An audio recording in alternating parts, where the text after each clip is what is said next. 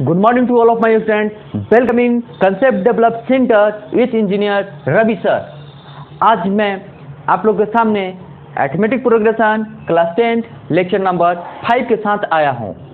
ठीक है, आज मैं बताने वाला हूँ कि जो टर्म्स दिया हुआ है वो एपी में होगा कि नहीं होगा।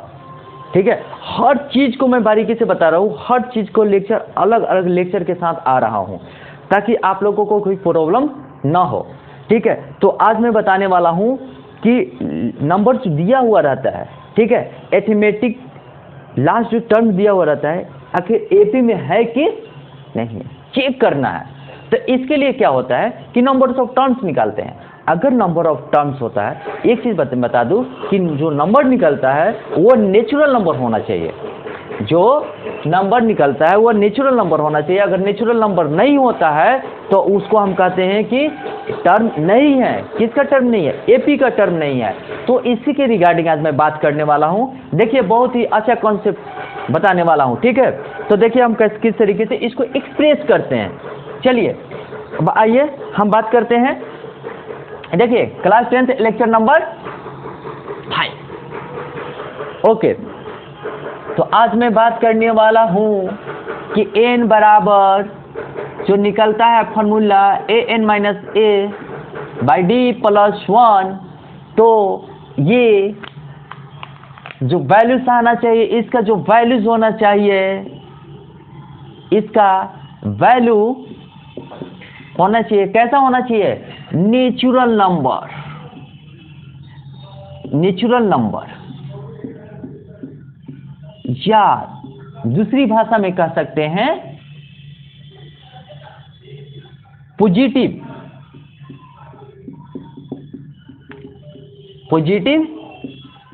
इंटीजर। ठीक है, तो इस तरीके से n का वैल्यू आना चाहिए। ठीक है, यानी कि अगर नेचुरल नंबर में आता है तो कहते हैं कि टर्म है, अगर नहीं आता है तो टर्म नहीं है। देखिए, तो टर्म डिसाइड हो गया, टर्म होता है।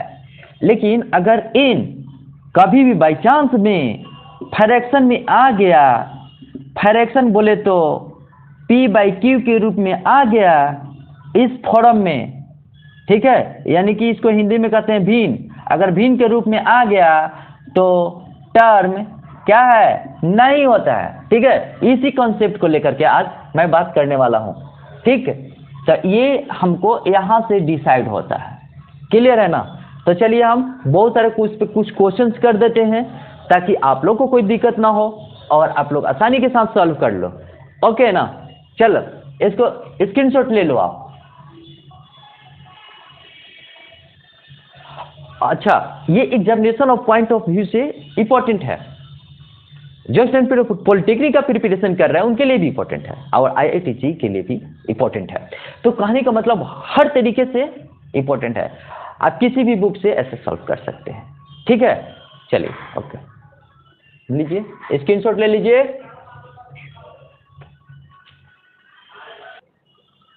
देखिए, क्वेश्चंस पूछता है, इस टाइप से क्वेश्चन पूछा जाता है। ठीक है, कि ये जैसे में देखिए दिया गया है ना -150 एपी का टर्म है कि नहीं है, यही डिसाइड करना है। 11 दिया है, 8 दिया है, 5 दिया है, 2 दिया है और चलता चला गया है। और ये डिसाइड करना है हमको कि -150 होगा कि नहीं होगा। तो चलिए, बहुत ही अच्छा कंसेप्ट के साथ आया हूं। ठीक है, देखते जाइए। हाँ, कॉपी कलम आपके साथ होना चाहिए, नोट्स बनाते रहिए। ठीक है, एक चीज ये क्वेश्चंस है, देखिए 11 है, 8 है, 5 है, 2 है, ये कह रहा है ना कि ये होगा कि नहीं होगा। कैसे होगा भाई? तो देखिए 11 है, 8 है, 5 है, ठीक है, और 1 2 3 4 ऐसे काउंट करते हैं ना। तो ठीक है, तो n होल नंबर आना चाहिए। होल नंबर कहने का मतलब होता है, होल नंबर भी कह सकते हैं जीरो को छोड़ करके। ठीक है, टर्म आता जाए चलता चला जाएगा टर्म उस तरीके से। अब हम देखिए इसको 1 कह देते हैं और कॉमन डिफरेंस निकालने के लिए दो का सिलेक्शन करते हैं, दो कॉन्जुगेटिव, इसको किस सिलेक्शन करें या इसको करें या इसको करें, जो हमें आसान लगता है उसके अनुसार हम सिलेक्शन कर लेते हैं। ठीक है, तो a बराबर हो गया 11, d बराबर 8 में से 11 घट गया -3, और ये हमारा हो जाएगा लास्ट टर्म। क्लियर है ना? ठीक है, अब क्या कर रहा है, a निकाल रहे हैं। देखिए an minus a by D plus 1, n how much 150, a 11 और d -3d plus 1 minus 161 by -3 plus 1। देखिए कट गया 161 बाई 3 प्लस 1।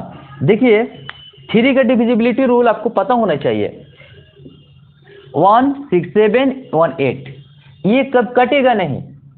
ठीक है, जब कटेगा ही नहीं, ठीक है, तो ये फ्रैक्शन में आ गया, तो टोटल n ये किस में आ गया, फ्रैक्शन में। ठीक है, क्योंकि देखिए 3 से 161 काटेंगे, 3 5 15 1 1 9, देखिए शेष बच गया ना, तो ये कटेगा नहीं, कटेगा नहीं ना, तो हम लिख देंगे कि यहाँ पर not -150 is not term of AP, यानी कि एपी का टर्म नहीं है। ठीक है, तो इस तरीके से ही इससे पता चल गया ना कि -150 इसमें नहीं आएगा, एपी में नहीं आएगा। क्लियर है? ठीक है, इसको स्क्रीनशॉट लीजिए। देखिए अभी जांच कर लेते हैं, देखिए आप लोग के सामने होगा 55। चलिए 2 1 3 5 7, यहाँ 55 है। ठीक है, ये टर्म होगा कि नहीं एपी का, तो इसके लिए ए यहाँ पर दिया है, ए बराबर 1, और इसको हम कहते हैं कॉमन डिफरेंस निकालने के लिए। ठीक है, तो a इक्वल टू 1 और d निकालना है, तो 3 में से 1 को माइनस कर देते हैं, 2 हो गया, और ये हमारा an हो गया। चलिए n निकालने के लिए फॉर्मूला है an minus a d plus 1, बार बार लिख रहा हूँ इसलिए कि आप लोग को दिमाग में आ जाए। ठीक है, चलिए an हाउ मच 55, चलिए 55 माइनस 1 बाई 2 प्लस 1, यहाँ हम लिख सकते हैं 54 बाई 2 प्लस 1 यानी 27, 27 प्लस 1 यानी कि n इक्वल टू 28। देखिए ये नेचुरल नंबर आ गया ना, तो कहने का मतलब यस लिख देंगे, यस। ठीक है, 55 इज टर्म ऑफ एपी, यानी कि 55 इसका टर्म चलता चल गया है ना, इसका टर्म 55 आएगा। जैसे आगे बढ़ाएंगे ना तो एक टर्म होगा जो 55 होगा। ठीक है, तो इस तरीके से मैथ बनाते हैं। दूसरी चीज यहाँ पर फ्रैक्शन, देखिए फ्रैक्शन देखने के बाद घबराने की बात नहीं है। ठीक है, फ्रैक्शन देखने के बाद घबराने की बात नहीं है। 4th नंबर क्वेश्चन देखिए, 4th नंबर क्वेश्चन क्या है, 4 है, 9/2 है और 5 है, ऐसा चलता चला गया है। कह रहा है क्या कि 56 इसका टर्म होगा कि नहीं है, तो 56 को हम क्या करेंगे, लास्ट में लिख देते हैं। ठीक है, अब ये देखते हैं, ये हमारा फर्स्ट टर्म हो गया ना, फर्स्ट टर्म 4 हो गया। डी निकालने के लिए इस दोनों का हम सिलेक्शन करते हैं, इस दोनों का। चलिए डी निकालने के लिए 4 माइनस राइट साइड में से घटाते हैं, तो 9/2 माइनस 4, तो देखिए कुछ नहीं तो 1 दे दिए और इसको घटा लिए, कितना होगा 9 8 2, यानी कि d इक्वल टू 1/2 आ गया, और ये लास्ट टर्म हो गया। और हमको n निकालना है, तो an निकालने के लिए ये फार्मूला का अप्लाई करेंगे, an minus a by D plus 1। ठीक है, तो हम यहाँ पर वैल्यू पुट करते हैं। देखिए an how much 56 minus a 4 by D 1/2 plus 1। देखिए 56 में से ये घटा दिए, कितना 52 गुना 2 प्लस 1, ये नीचे है तो ऊपर चला जाएगा, इसको निकल गया प्लस 1, तो यानी कि n बराबर 105 आ गया। देखिए कहने का मतलब होता है कि ये भी हमारा नेचुरल नंबर है। ठीक है, इसलिए लिख देंगे yes 56 is a term of AP. 56 भी एपी का टर्म होगा। क्लियर है? तो इस तरीके से टोटल मैथ को आप सॉल्व कर सकते हैं। ठीक है? तो कोई भी बुक, मैं पहले भी बोल चुका हूं, अभी भी बोल रहा हूं कि आप किसी भी बुक से आप सॉल्व कर सकते हैं। ठीक है? चाहे आर.डी. शर्मा का हो, चाहे के.सी. सिन्हा का हो, चाहे एनसीईआरटी बुक हो, ठीक है, चाहे आर.एस. अग्रवाल हो, कोई भी बुक को आप फॉलो कर सकते हैं। ठीक है? भारत के किसी भी बुक से या वर्ल्ड के किसी भी बुक्स को आप फॉलो कर सकते हैं। इस टाइप से क्वेश्चन को सॉल्यूशंस हम इस तरीके से करते हैं। ठीक है? तो चलिए अब मैं इसी के साथ विदा लेता हूं और ये आपका लेक्चर नंबर 5 समाप्त होता है। तो चलिए चैनल को लाइक कीजिए, सब्सक्राइब कीजिए और कंसेप्ट डेवलप सेंटर को आगे की तरफ बढ़ाइए। जय हिंद, जय भारत, जय concept develop centre. Okay, best of luck.